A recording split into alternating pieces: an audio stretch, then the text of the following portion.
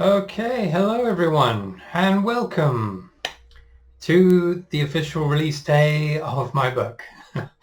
So, after 5 years, it's finally being released, or it's available now.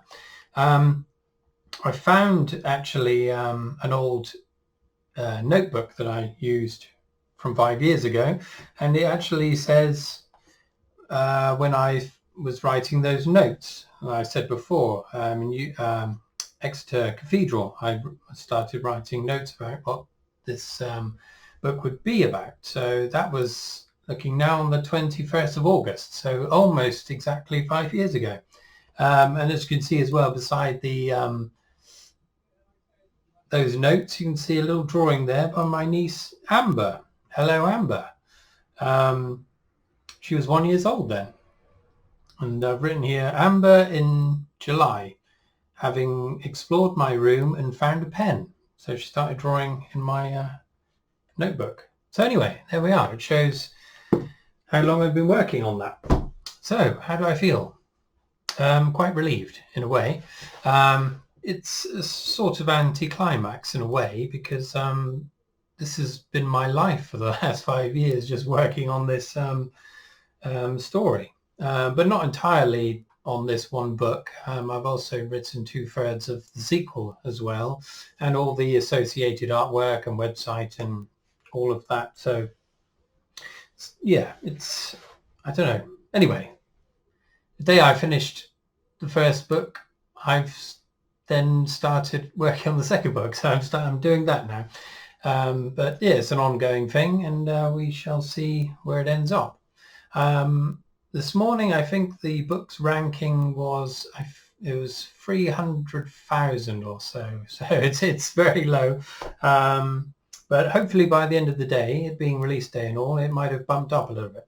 So if you're new to this channel, there is a link below and you can check out the book on Amazon. And if you fancy it after reading the blurb or reading a bit on the preview, yeah, perhaps buy it, but it's up to you.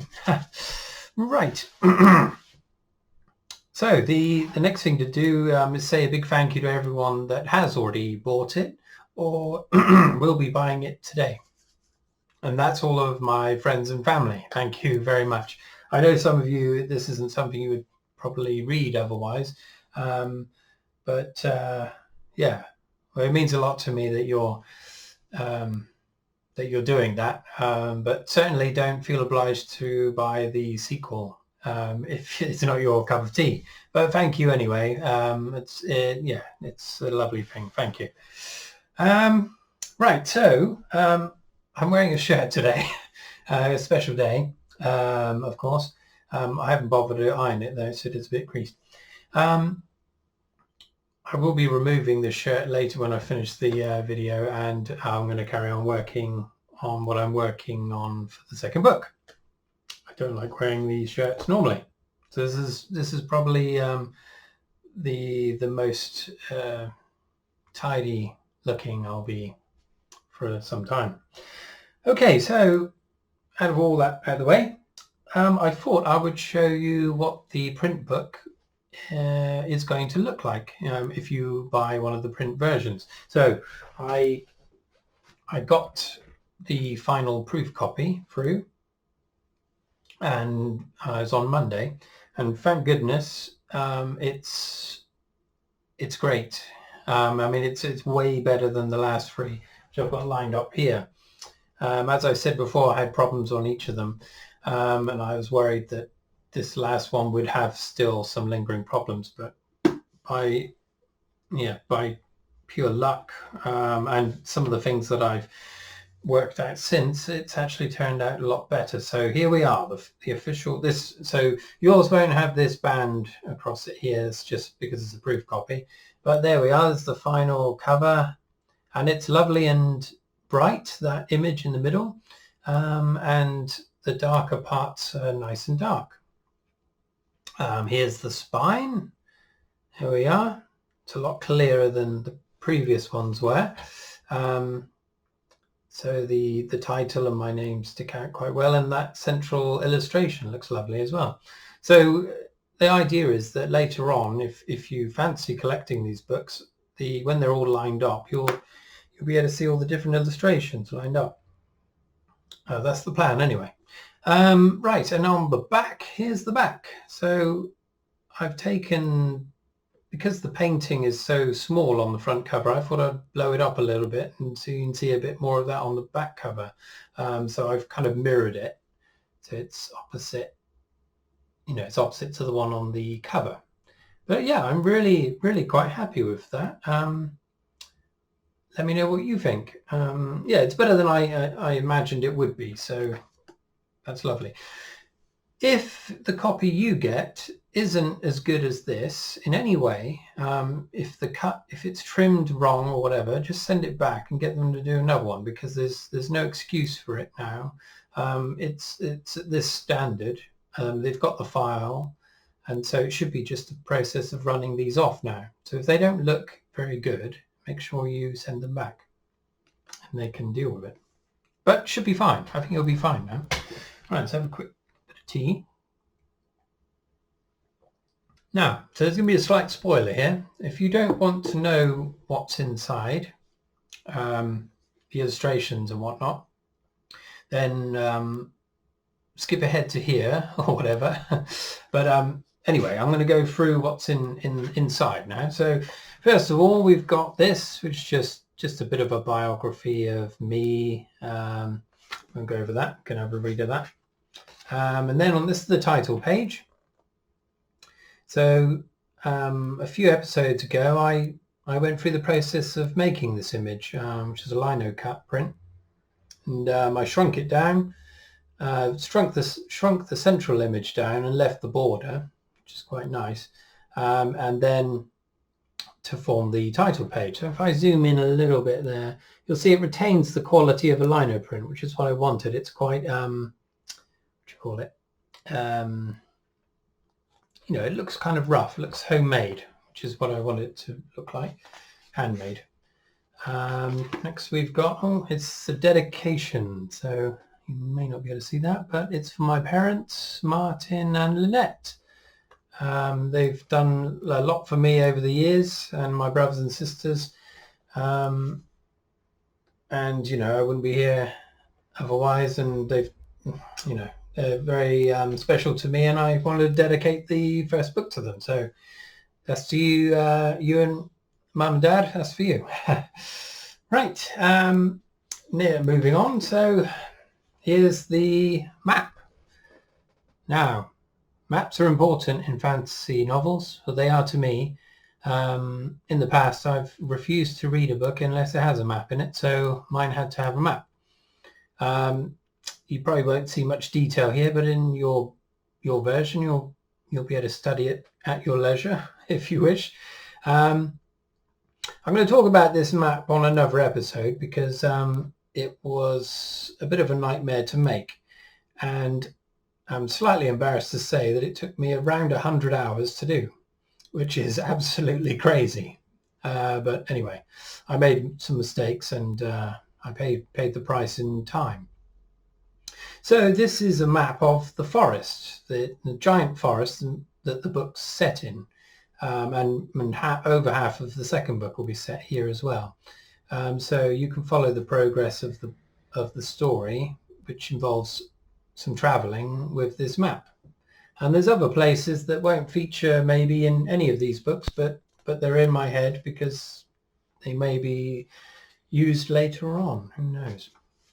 Okay, and there's one more illustration. Here we are. This is the Citadel.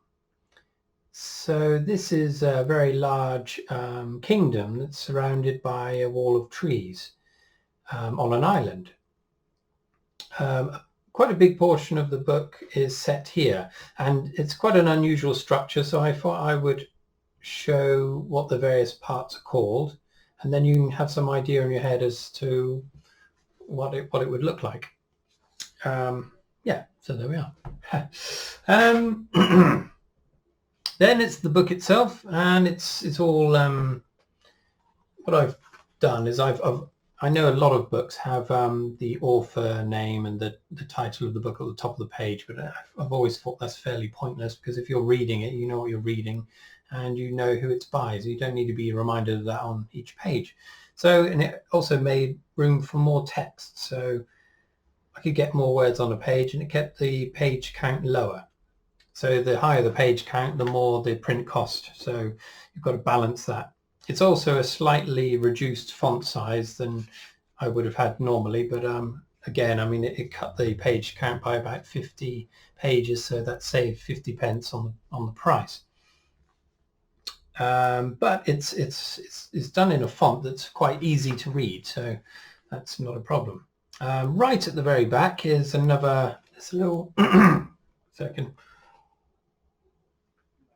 is a little note from me again, and this is kind of setting about the years that led up to making this book, you know, how I came to write it and whatnot, and yeah, and also thanking some people at the end as well. I'll thank them now, actually, why not? So the first one, of course, is Vanessa, my girlfriend, who did the first proofreading.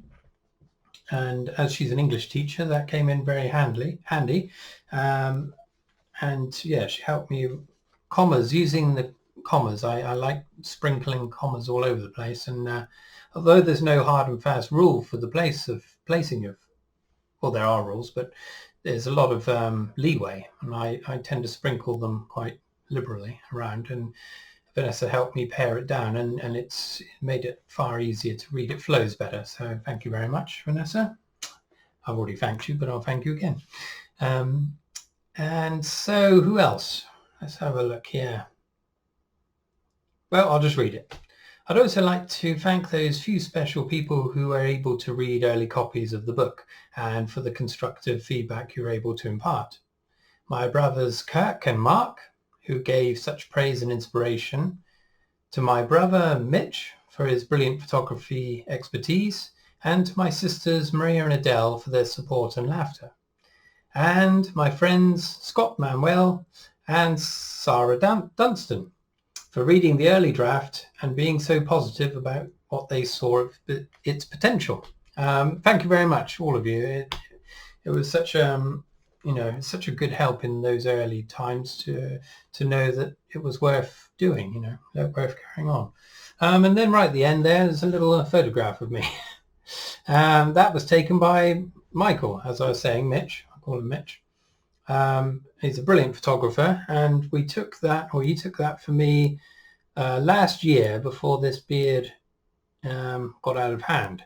So that's what I look like without this great thing hanging off my face, which may or may not disappear when I turn 40, because I've been growing this beard for the last year of my 30s for some reason. But anyway, so right at the very end is a glossary. Now this is, you don't always get this in fantasy books, but I find it quite useful when it does, just to give a bit more information to those that are slightly more nerdy than other readers, and I'm one of them, so I like to have a little bit more detail.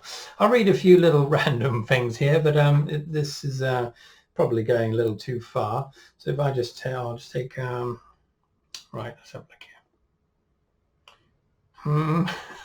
So it's a little too nerdy for even me. So okay, one of the things is a lot, because it's in a forest, and the people there utilize the forest in various ways. There's lots of kind of strange fruit and vegetables and things like that, and because I quite like food, I've described them quite a bit in the book.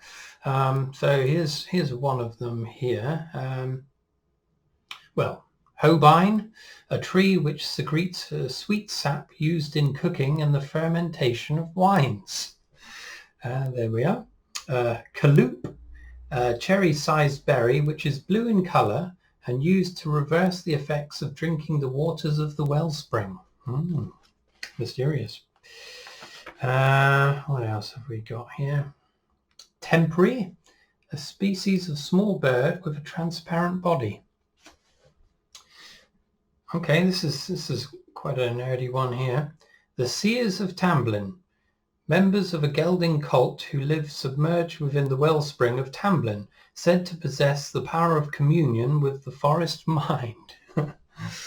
Okay, well, I think I'll leave that there. So some of those words are mentioned in passing. You don't necessarily need to know what they are. Sometimes it's nice not to know. But if you want a little bit more detail, get to the back there and fill your boots. Right, so there we are. That's the end for today. So next week, I'm hopefully going to show you a new lino cut. So I'm working on new lino print for the new book. So we'll get straight back on to working on the second book, and if you like, you can follow me as usual, and we'll go for it together. Thank you again for everyone who watches my videos. I'm going to carry on making them. I don't get brilliant views, but the views that I do get matter to me, because it means, you know, we're friends or family and you like watching them.